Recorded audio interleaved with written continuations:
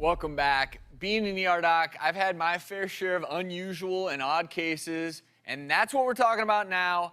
We're calling it the Doctor's Bizarre Stories from the ER. Please welcome Associate Clinical Professor of Emergency Medicine at USC, Dr. Armand Dorian. And so a lot of stuff happens in the ER. It truly is bizarre. So we're going to go through some cases that you've seen that fit this description. So tell us about the first one. The first one, a 40-year-old gentleman shows up, tells me he's been doing a cleanse, one of those 3-day cleanses you can buy over the counter, and came in saying his colon hurts. And as I was walking out the room, he says, oh yeah, but I've also been doing a lot of enemas. So that triggers something that, if he's doing a lot of enemas, maybe he's actually damaged his colon, so we probably need to do some blood work and an x-ray. So we get the x-ray, and we don't find something that we're expecting. What we find is a large bottle in his rectum. So obviously I walk right back into the room. I go, sir, you forgot to mention something that's inside your colon or rectum. And he goes, you know what? I was using soap to really clean back there, and it slipped and went inside. Wait, so literally he said, oops, I forgot to tell you I was cleaning back there, and this fits one of those bizarre in the ER. Like, you can't make this up.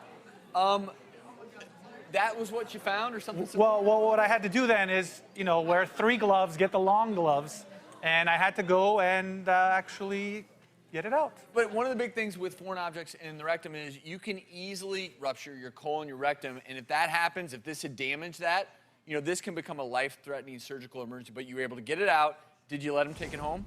He actually took the bottle home with him. All right. So the question is, can we top that? Next case. Okay, so the next case, we have a 2.5, almost 3-year-old little boy who came into the ER with parents very frantic, saying he's not acting normal, he's a little lethargic, and as an ER doctor, a lethargic kid makes us very scared. Immediately, I asked him, anything unusual, what was he doing? They did mention he was playing in the garage. So that's a big tip-off. Huge part of the history. As an ER doc, you found that out.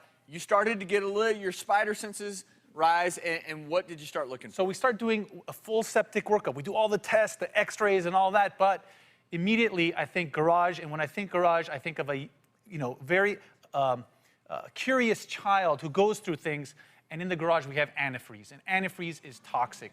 So what we could do really quickly that's really cool to figure out if somebody's ingested antifreeze is actually use a black light we call a Woods lamp. We use the black light to shine on his body, and we shine it on his diaper to actually see it in his urine. And if you could see that little fluorescent shine, that shows up in the urine, and that's actually in the antifreeze. They use it for mechanics to be able to detect the leak in a radiator, but this is a way to detect it in the leak of a child.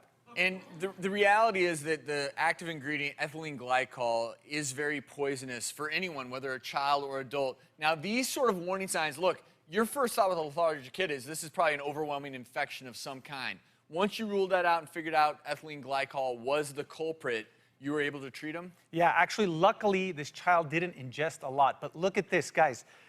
The orange juice bottle and the antifreeze bottles look very similar. Antifreeze is actually sweet. It tastes sweet, and it has that nice candy color. So they like to ingest that. Luckily, he did ingest a lot. He didn't need to be dialyzed, and actually just by comfort measures and IV hydration, he was able to be cured. And the lesson for any parent out there is never, ever also store this within reaching distance of young kids, and never store chemicals, antifreeze, and anything other than their original bottle. I've seen parents put these things in soda bottles, and then the kids think they're drinking soda, and the next thing you know, they're on death's doorstep. So this is such an interesting case, truly bizarre in the ER. Dr. Dorian, always a pleasure.